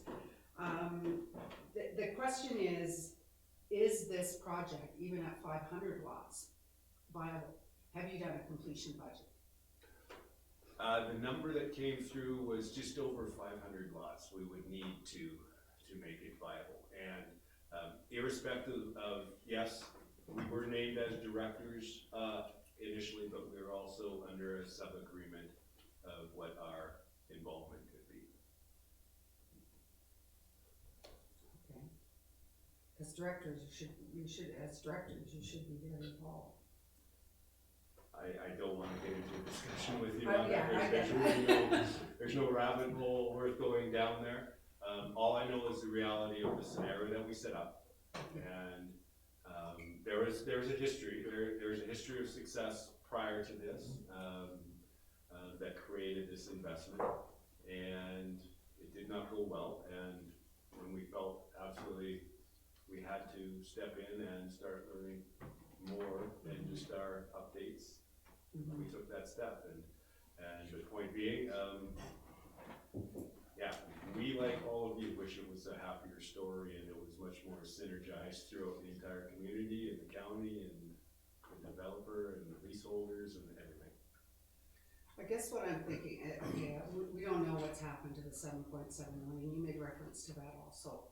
Yep. But so if we can assume that that's gone on construction costs or whatever, if you sell more lots, assuming you can sell more leases, assuming they can be sold and it's at capacity, is there enough money there to complete the project the way you want? And I think as a county taxpayer, I'd like to know that. I don't want myself and the rest of our community and everyone else in the county to be accountable to finish it, right? So I'm wondering if it's possible to get that before we actually agree to anything or give comments. At what site number are you saying, like? Well, what is your budget to complete? Are we putting the cart before the horse? Like, you're wanting to make the project viable, and you say you think you need 500 lots, but is that going to be enough to pay the debtors, to build the marina, and we've touched on it before, to do the infrastructure? I've got a whole list of things, to clean up the environment, clean the sewer lines, build new lots. There's a whole bunch of stuff that has to be done there, and which would fall into a business plan, which we asked about already. Right, and I don't want to get into all that, and nor should I at this point. So I don't think that's fair. Okay. I appreciate your question. You're right to ask the question. I don't mind that at all. But you're new. Don't go ahead. I'm just looking from a county taxpayer, I'm just aware of that, that's all. And it's important to us. So. Councilor Stolberg? I think the number one concern for the county still is the environmental issues of the lake, and it's our line of thinking that the best way to get that corrected is if the developer can do his first the site that we see here today, if he can get the numbers there so that he's got a little bit of cash so he can correct all those deficiencies in the environment, I think that has to be done soon. And we think that is the best way to protect the lake, is if the developer finishes it off the way it needs to be finished correctly, according to what we've asked them to do. But the other option is if we collectively, as this community that we've got here together today, if we force it to fail, I think the lake, the environmental concerns of the lake are thrown into the wind, because it's going to take a lot longer to get those addressed once it goes through different receivership processes and stuff. So I think for the concern of the lake, that's why we looked at bringing forward an amendment so we can finish what's there, and then from there on it'll just proceed at due to the process of the time. Bill? Yeah, thank you, Mr. Chair. I think one of the points that has been missed throughout this whole discussion is what the county's asking for and what Mr. Wilson here is asking for is Mr. Wilson here doesn't have an area structure plan. I don't think he has a business plan, or what I'm hearing, doesn't know exactly what the costs are going to be. And I think what the county is saying is that if we allow him to go to 375 lots, it's going to give him enough cash to finish off his deficiencies that he has on the property now. Well, I think that without an area structure plan, I think it's almost impossible to know exactly how many trailers that are going to be on those lots, what the future development of that area is going to look like, or what the concerns of the people of the county and the surrounding communities may have to deal with. So I think the whole thing, the discussion here today is great, but I think what we have to look at is what is the area structure plan going to look like at the end of the day? And I don't hear anything here today that points in any of that kind of direction. So that's more of a comment than a question? More of a comment than a question. Okay, thank you. Mr. Chairman, I have another meeting I apologize I have to go to. Yeah, Councilmember. Yes. Let me follow up his comment with a question then. Sure. And that is, why would the county be promoting this meeting to move this to 375 lots with the three that have to sign off? When we're hearing today from a developer that's saying he needs 500 lots to make it viable, so the 375 may get you nowhere. If the IDP is renegotiated and you can't get to the 500 lots.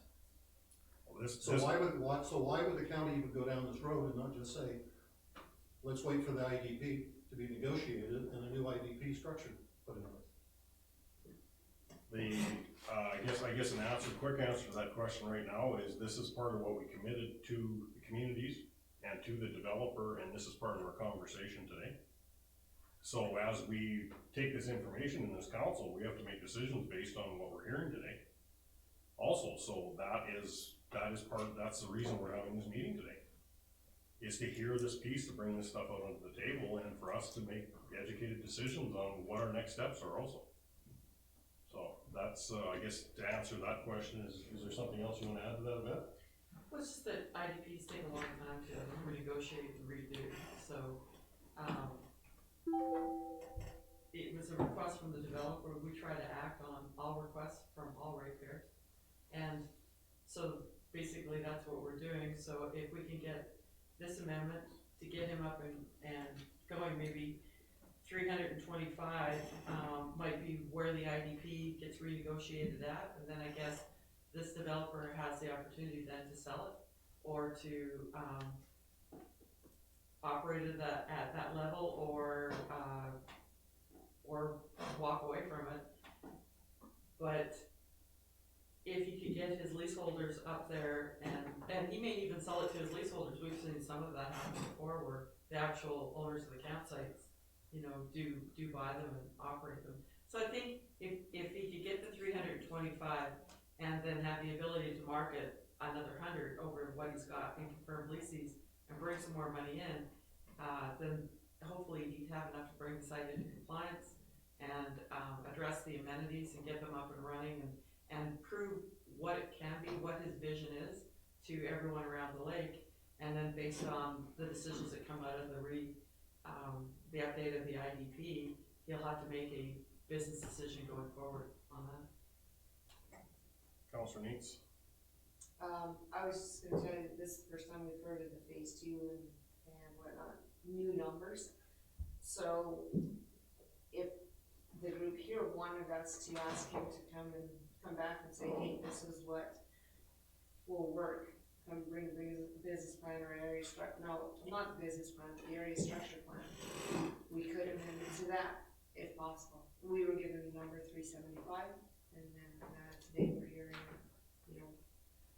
that he would like more, so that is something to look at too. So we were given the number 375, and that's what we started with.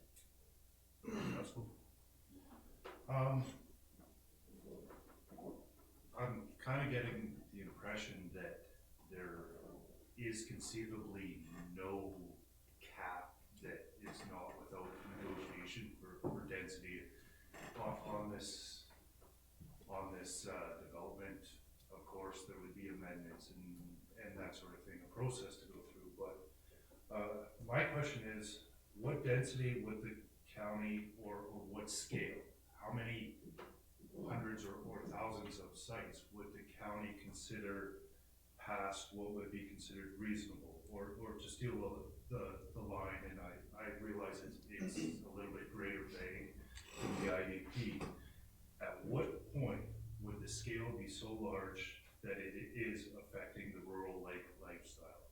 I'm wondering if there is a cap where we could all agree would be too much.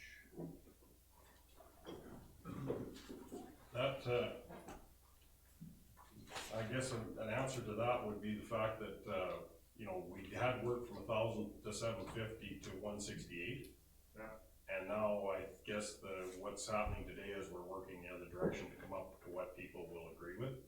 And if the permits are put in, it will be done through the hearing process and all of the other pieces that would be for the future development, whatever comes through our planning and development group. And that opens it up for the communication on where it does go to. Earlier we heard a lot of comments about densities of the average campground and how it was far more dense than what this project currently sits at 168. So I'm estimating numbers in my head. So if we had the average campground density, and I'm not even sure what that number is, would we be at 2,000 sites? If we just used the average campground density, would that be considered reasonable and not affecting the rural lake lifestyle?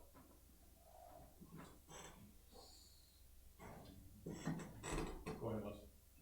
I think that final number will not be determined until the IDP is reopened and worked on by everybody involved.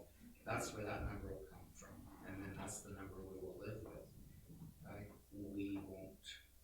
don't think we project the number. It comes from the involvement of everybody that creates that number. But for the time being, it's a temporary number that will address these environmental concerns in the most fast fashion, I guess. But then the final number, I think will be determined under the new IDP. Andrew's just answering to that too. Yeah, I just wanted to put in a quick interjection about, it is important to remember though, from a legislative framework basis, this council or these councils can't bind any other future council. So they can never make an IDP that can't be reopened or a bylaw that can't be undone. Correct, it would be, that's why we have the public hearing process and public engagements. And if I may, when we do a review of an IDP, we hire experts on the lake, experts on the environment, and we take their feedback, their studies, and we take it out for public input. So we've got, I've seen, we've got Judy and then Kyle.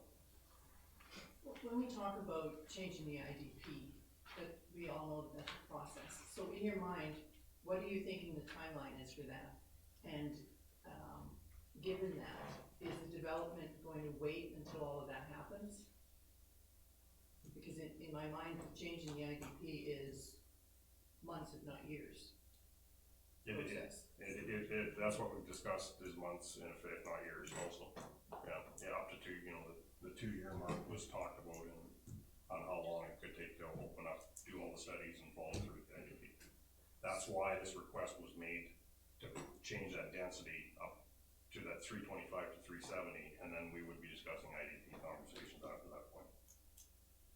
But to move it up does require an IDP change.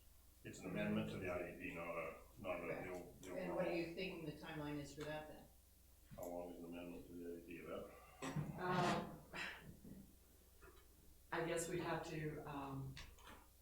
correct me if I'm wrong, Andrew, if based on feedback from, this is what, our 4th, 5th meeting now?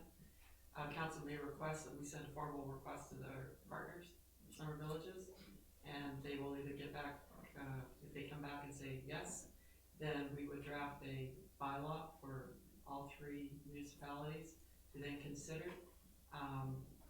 So that 30 days from, so I'm thinking if it was yes, we may have the bylaw in front of council in January, public hearing could be held in February, 2nd, 3rd readings if everything went well, or we're in favor of the amendment to the IDP. It could be passed February, March of this year. That's if everything went. Right. Just tickety-boo, so it could be longer than that also. Kyle? Yes, thank you. So I've heard the density number or density limit be talked about as an arbitrary number, and I don't think that tells the full story. The density number came up with that when they developed the Buffalo Lake South Shore IDP, which was required to spread the dwelling units around the developable area. Now, in the SDAB ruling, I think they did a good job of explaining why they used the 168 as their approval. And it wasn't just that they blindly followed the number that was written in the South Shore IDP. By having 168 lots on that property, it dealt with a whole host of other issues that were brought up during that hearing. And so, just looking at my list here of issues that it dealt with, one of them was existing road capacity. Because if you have more than 168 lots, there's road improvements that could be required on the township and range roads there. And to upgrade them, there's estimates as much as $4.5 million that I've heard from county estimates to upgrade those roads. Adding more lots also would probably have to look at upgrading Highway 835 between Highway 601 and Township Road 40-2. Rick Green has called that section of road currently substandard. Also, the intersection between Highway 835 and Range Road 40-2 needs turning lanes. Alberta Transportation has been asking for those since 2005. We talked about the boat launch. With 370 lots, that's nearly the same number of lots as White Sands. And White Sands, as we've heard, already has a very busy dual boat launch that just meets their needs. Emergency services, this would represent, the 370 lots, it's almost a 50%, 40 or 50% increase in the county's lake population. Water and sewer, currently the plan has been to truck it in. If even at 370 lots, that can be up to 2 water tankers a day and 6 sewage trucks a day, having to haul it to treatment plants, based on the numbers that were, the water usage numbers that were provided during the first Paradise Shores application. Also, preserving the natural landscape. Having a lower density allows the lots to be worked into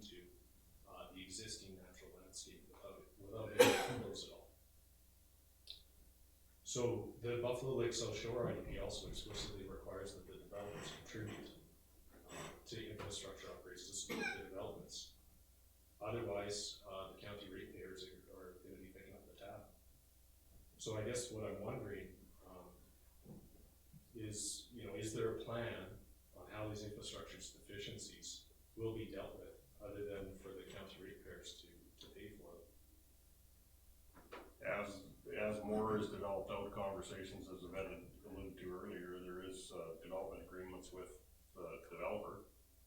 So that would be conversations in there. As far as you did mention that the turning lanes have been since 2005, which was well before this development, so that probably warrants further discussions with Alberta Infrastructure. Not just putting a stamp on an intersection, but maybe, working with the municipalities on that intersection. Because that is also something that they've recognized for a long time and have did nothing about it, basically. What else is that? Well, I think that, if you look at the conditions in the SDAB appeal, I mean, it does talk about the developer being responsible for dust control, the developer being responsible for this. They did address the boat launch and basically put the county on the hook to acquire the land, and then they would post a bond to pay for developing the parking lot. I was very happy that the SDAB board did rule that the development agreement was required, because I felt it was missing in the last set of conditions. And this is where we can look at the performance bonds and working with the developer to assist the county in doing the upgrades that are required for the site based on how many lots are there, without the county taxpayers being on the hook for all of it. I'm sorry, Without the taxpayers being on the hook for all of it. Councilor Needs. I was just gonna address Justin's question when he asked, well, how many lots will the county allow? And that's why, that would be put to our planning department, because they would sit down, they'd look at all the conditions, they'd look at the sites. Even in the South Shore IDP, it talks about how many total units that even the settler county can have. But when this was first written, we had 2,159 units, new ones, still allowed to be developed. So we have to be cognizant of that too, to see, we don't want to sterilize the whole area either. And so you look at the whole geography of the area and what would work, the wetlands and whatnot. And so that's when the developer does bring in his professionals to look at, and then they go to the planning department, and they're the ones who bring out all these conditions of what you can and cannot do. So. James, did you have your hand up? I did, yeah. I have a quick question on how anybody in this room can have a educated opinion when you're saying you want to revise the social IDP by February or March, and you're going to hire professionals to give us information so that we can make better policies. And yet today we want to amend a bylaw to allow 375, 500 lots, whatever, and we don't even know those answers yet. I'm just wondering how anybody in here can actually make an informed decision, because I honestly don't know what the right one is other than 168 right now. Is that a question or a comment? A little of both. Like, I don't even understand how council can make a decision on this. Like, do you have any, what's going to affect the lake? Like, if none of these studies have been done as of today, right? And you say they're constantly changing, they're constantly moving. Of course they are. Yeah. But we're talking about making a decision today to amend for this developer alone because of the environment. That's your main concern. Well, I'm a smaller developer in the area, and I hate to say it, but if I screw up, I write the check and I fix the problem. I'm just saying, like, I don't know why we, as everybody here, should have to make a decision so that he can afford to pay his problem. I don't know your financial situation, but without being properly informed either by specialists, like professionals. The only comment that I would make is that statutory plans, Kara can probably jump in here, get amended all the time, right? Roshan Sands, White Sands, County Settler make amendments to their land use bylaws or try to make amendments to some of their statutory plans all the time. And it could be just a temporary, for a temporary purpose, or one of the biggest ones we get is height restrictions, right? Our land use bylaw says you can be 20 feet from, the ground, and somebody wants 35 feet. And if somebody thinks that that house is nice enough and pretty enough and gonna bring enough tax dollars in for a temporary fix, they'll grant it. So this is kind of like a temporary fix with a cap at that 325, 370 until we can get a new amendment with a new look at where Buffalo Lake should be. Can I refer? Yeah, go. What happens if the new amendment comes back less than what you guys have approved today? Is that fair to Old McDonald's? What if they want to expand and they're already past that point? Well, Old McDonald's did try to expand, and then Buffalo Lake South Shore IDP came in and they pulled back their expansion because they, at that time, they didn't believe they could meet the criteria of the Buffalo Lake South Shore IDP. Was that fair? I don't know, but we live with it every day and they live with it every day. Justin, I'm good. you're good? You're good? Dan, you had your hand up? Just as a high level view on the, from our municipality's viewpoint of the amendment, I wouldn't feel comfortable signing an amendment until we had a complete review. You know, it's too sensitive a subject to just throw an amendment out there and then say, have to come up with a review or get professionals in, and then they all of a sudden say, well, no, maybe 200 is their density, and we've amended it to 350 already. I think an amendment might be just a little too vague without some professional outside opinion on it. I don't. But we're here to gather information, and you keep looking at me like I'm gonna make the decision. And I know, because it's way over my pay grade, but I can say that this development and this density does fit for the Buffalo Lake IDP, which has the 5 communities involved in it, right? So even if I mean, if it was totally outlandish, if I was coming to you for a 2,000 site amendment, I wouldn't even suggest it to council because it wouldn't even fit into the big Buffalo Lake IDP, but this does allow for this density. So that's why this type of amendment felt from the request from the ratepayer, and all we're doing is bringing it forward, felt comfortable in making the request. Yes. Yeah. Kyle? Sorry. Oh. Before this, I assume that this will be taken back to various communities for some public hearings, or open houses, or information sessions. I'm just saying that, I'm not sure, but I guess my question would be, is what other information is the developer gonna provide to those communities as to what he's gonna do if it's approved at 375? So he's gonna have 150 watts additional with the income that's gonna come in from that. He's gotta do all those deficiencies to bring it up, so, but is the council's expecting that this developer is gonna do all that? I guess I'm hoping so, but I guess I'm just looking for that answer. That would be the expectation, yes.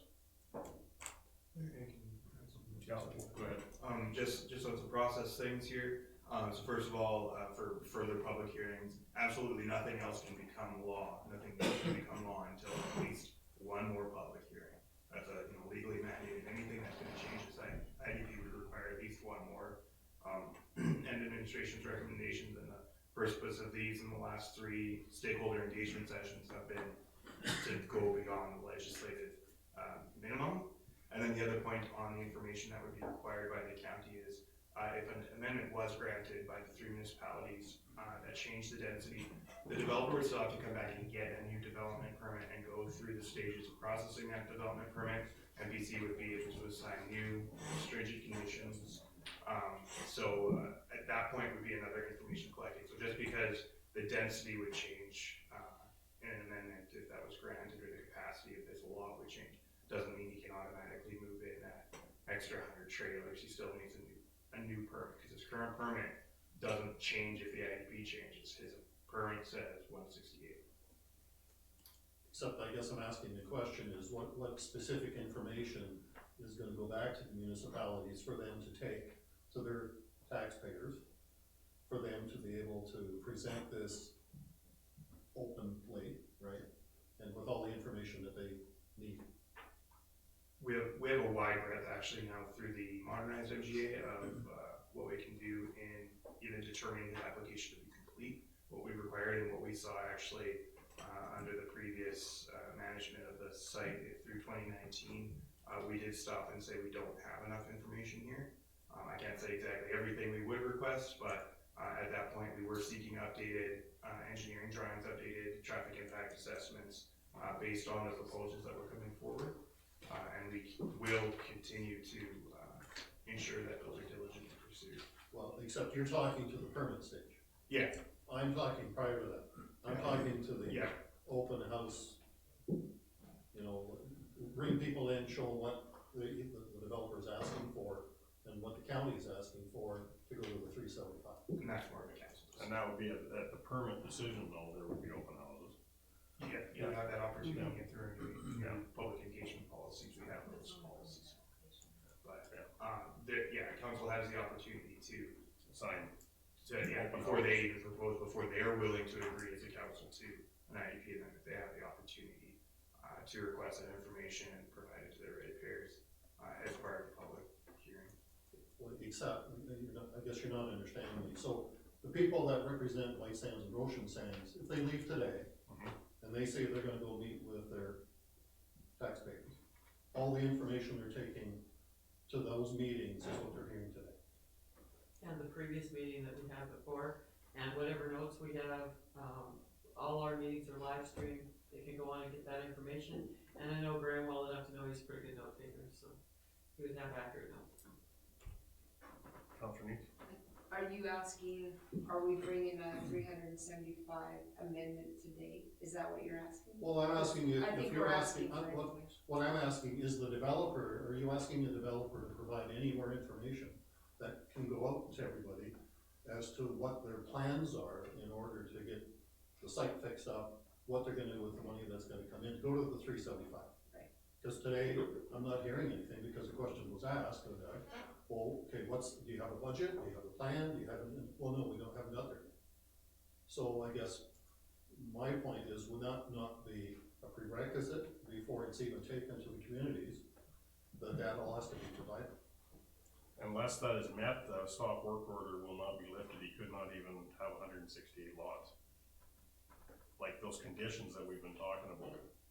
So that money would have to cover those conditions in order for the stop work order to be lifted so that there could be occupancy there. So that's the first phase to get even to the 168 before anything could be permitted again. So that would be working through a planning and development group. As far as going to the other communities, as Matt has said, there's been information to them, and this is what this is gathering. So I guess if you want to ask Doug that question, if Doug can answer that question, that's what we're here today for. That's what this whole public meeting today was about. So Doug, can you?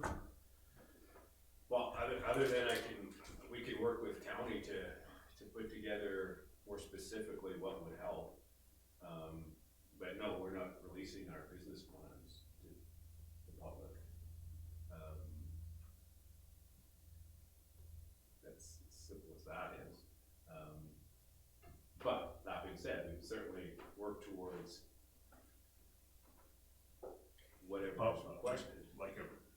Yeah, so I'm thinking that, you'd probably like to see a new site plan of what it would look like with 325 lots. You may want the developer to, pinpoint exactly what it was going to address with, to get the site up to compliance to, with the money, extra lots where they would be, how much money he may generate from that and what he may do with it through amenities or further developments on the site. That would be something that he would have to do if he came to us for a permit for 325 sites. He would have to produce all that information. But I think right now he's trying to perhaps assess if he has the ability or if there is a will to move past the 168 to give him the opportunity to maybe go to 325 prior to putting any further funds into this development. I'm just guessing, Doug, I'm trying to kind of put words in your mouth. It's very much a moving target here as to what we can do to make it in any way keep a momentum going forward with the project. Justin. I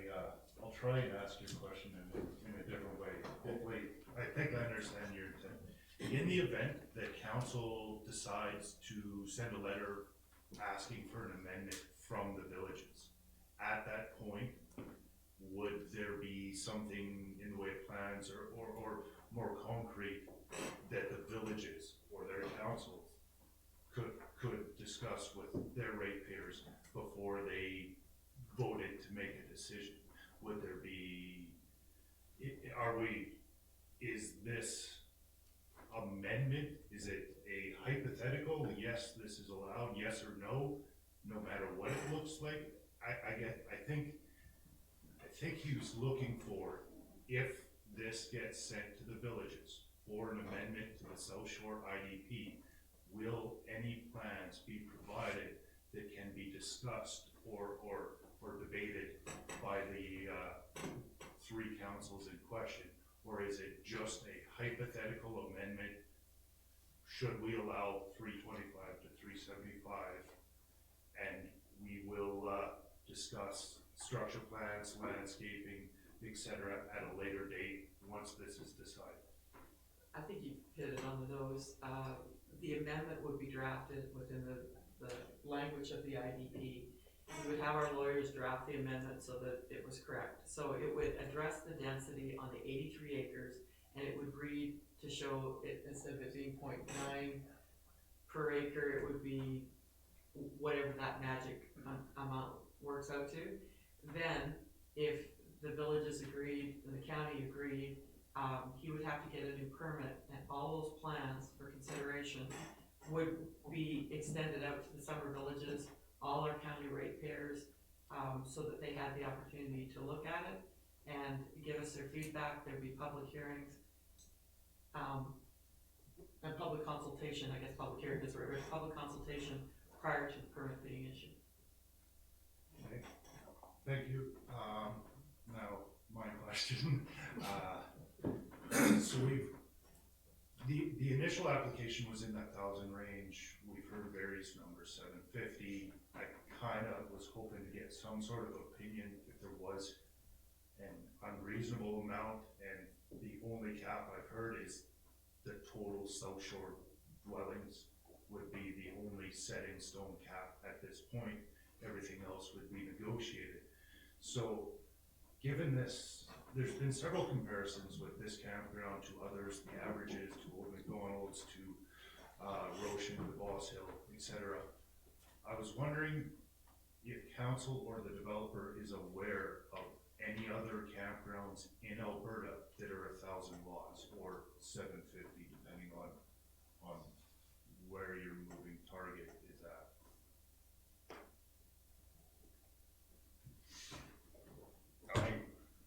Is anybody aware? No, and 750 was a number that wasn't in my mindset, but it's a number that it could be a moving number, but it wasn't in my mindset. The reason I bring that up is we're talking about scale and rural-like lifestyle, and I realize that that is a vague, open to interpretation line, but I don't think that having the largest campground ever built in Alberta is the same as maintaining a rural-like lifestyle.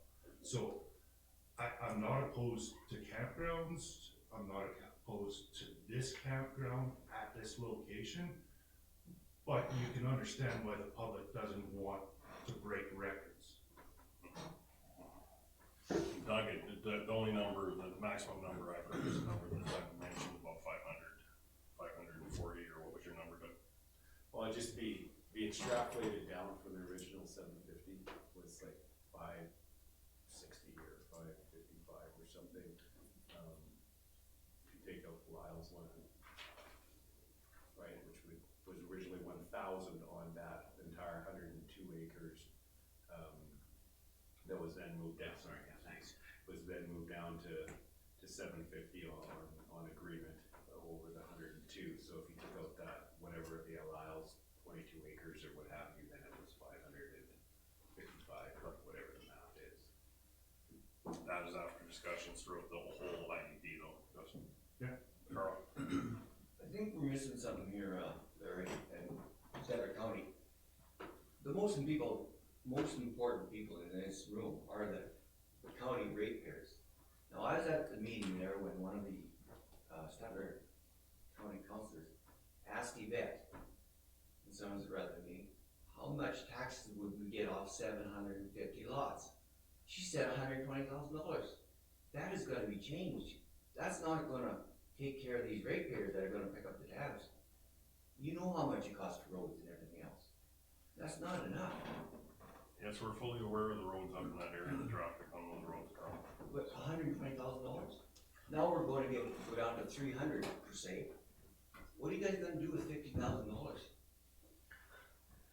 Well, I think that, you know, those were, and I shared those calculations. I don't have the ability to say, I'm gonna walk out and assess your property at $500,000. We have government assessors in place, mandated by the provincial government, they do our assessment. We were having a lot of discussion at that time about whether it was residential or commercial. Our assessors and assessors in conjunction with other counties decided at that time that the RV sites would be assessed at a residential rate. Based on the Oasis Grove campsite, which was another development done by RV Sites Canada. The number that they gave us at the time, if I remember correct, Julie, because I gave you my spreadsheet, it was about $19,000 all in to service the lot. And at that time, they used a nominal fee for an RV, and I think it was at $25,000. I haven't seen a $25,000 RV.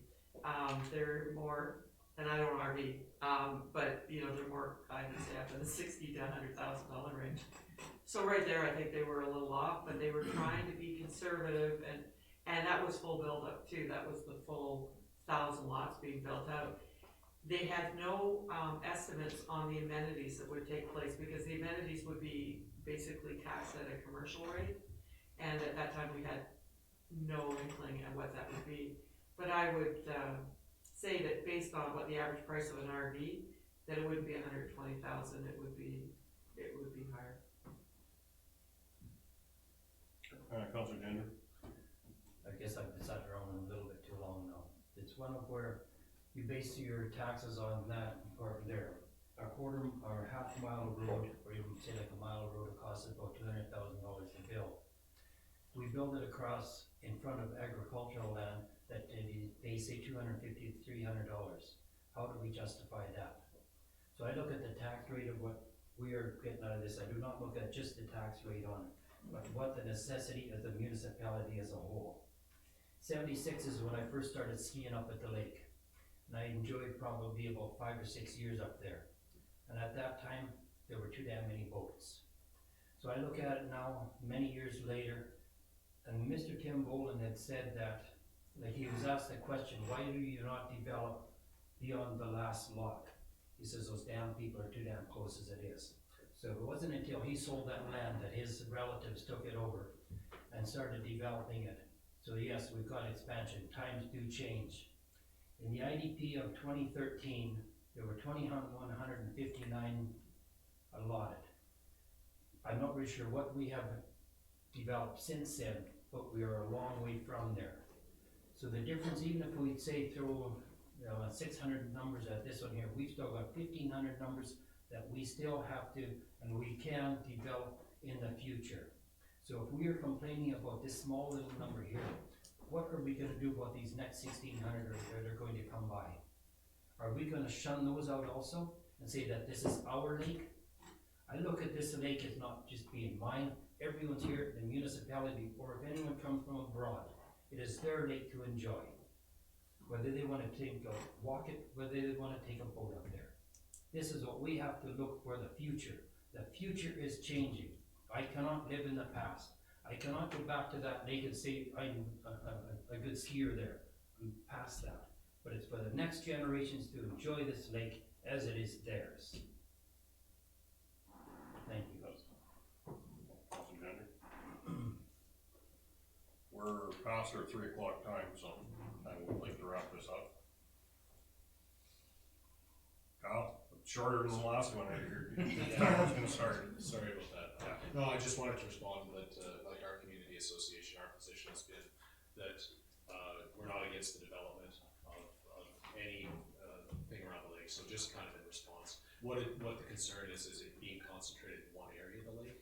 There is those 2,100 lots, but there's a development area identified, and that's what we agree with in the IDP, the South Shore IDP, is that those development lots are there to develop, they should be developed, and developed in the vision and the allotment that was spread out over the area, just so it's not over concentrated and overtaxing on one area of the lake. So that's our position. Thanks, Carl. Okay, I appreciate everybody for coming in, and thank you for taking your Friday afternoon. We will take this information and work through the next steps. Thank you. Thank you.